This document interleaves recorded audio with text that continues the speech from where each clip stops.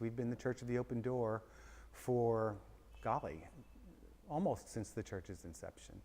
But it really gained notoriety during the Depression era, when this church was the first in the city to open its doors and actually allow homeless people to sleep here and provide them with support services. The mural here is the most outstanding feature, I believe. It's by an artist named John Lafarge, who was very, very important back in, I've lost his history. His dates are 1835 to 1910.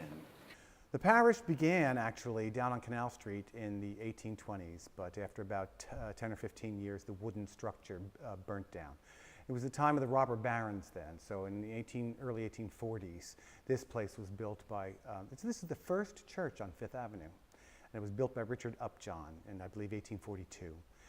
And the sanctuary area did not look the way it looks now at the time. They had a stained glass window up there, but they built it so that there's a brownstone right behind the altar. They didn't want this church to be expanded into a cathedral-esque kind of a space. They liked this sort of almost boutique-y feeling. So they wanted to keep it more of a jewel kind of an experience, and it really is.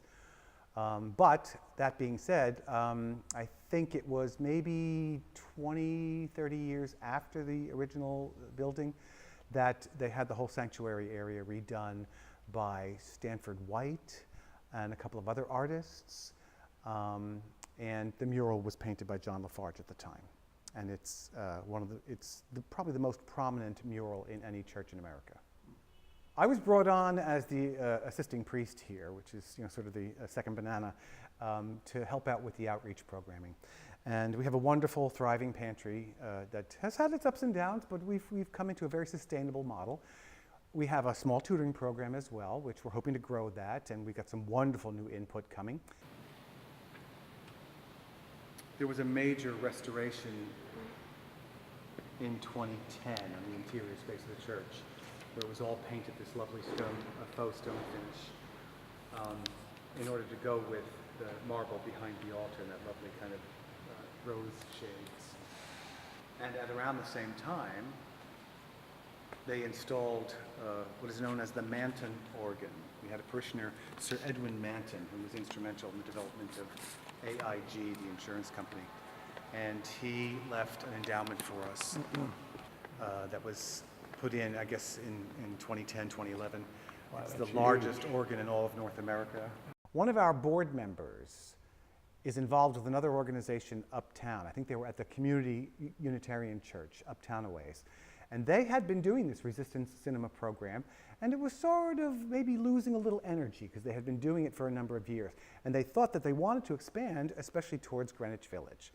Well, we talked about it a lot, and we decided to have a pilot series.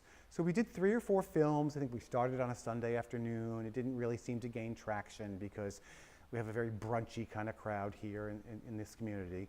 So we decided to change to first Tuesday nights and immediately began to take off.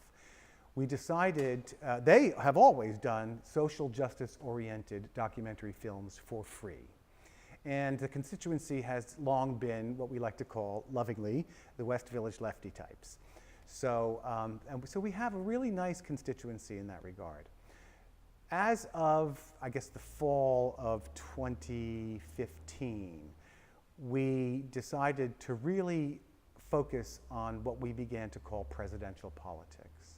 So we started really keeping our eye on the news and see what issues were coming up in terms of the primaries and the different speeches that the candidates were making, et cetera, et cetera.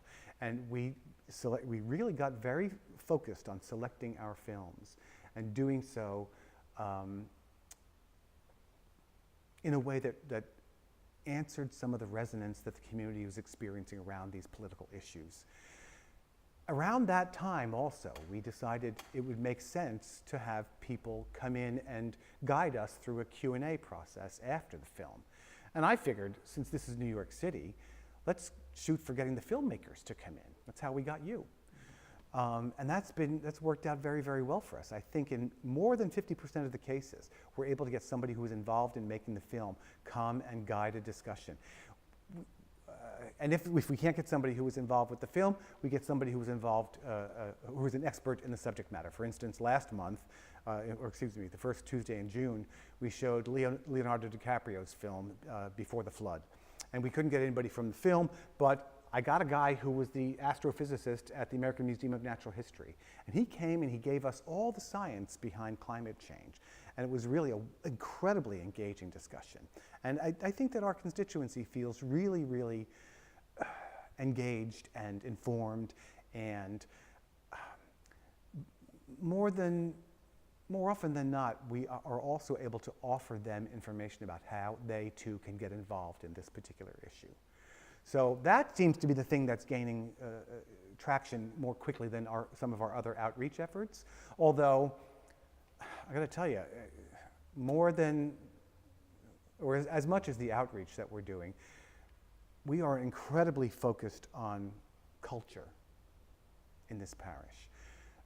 An enormous number of our parishioners are professionals in different cultural areas, whether it's visual arts or performing arts or writing, acting, any number of different things. And that's the other branch. I mean, my purview is sort of the outreach programming that I've just described to you. My boss, however, is much more engaged in other outreach efforts and these cultural efforts. Like, for instance, we have this sound installation, which is part of a bigger cultural experience, because one of our parishioners is kind of important in what they call new music. She's a doctoral candidate at Princeton. She's doing composition, and she's had a number of shows here in the parish and throughout the city. And in fact, her last album was named by John Schaefer on New Sounds on NPR as being in the top 10. So we're really thinking that cultural experiences are a gateway into the sacred. I've been talking to the millennials in my life, and they say, well, are you feeding the students? And I say, well, we offer popcorn. No. Get a hold of the rescue food people in Manhattan and have a meal as well, and you'll get the college students to come in and begin a cross-generational dialogue, which would be ideal, I think. And we could make it into kind of a program where we have the film in here, don't really want to be having food in the church, and then after the film we have the discussion in the parish hall, and we feed people. So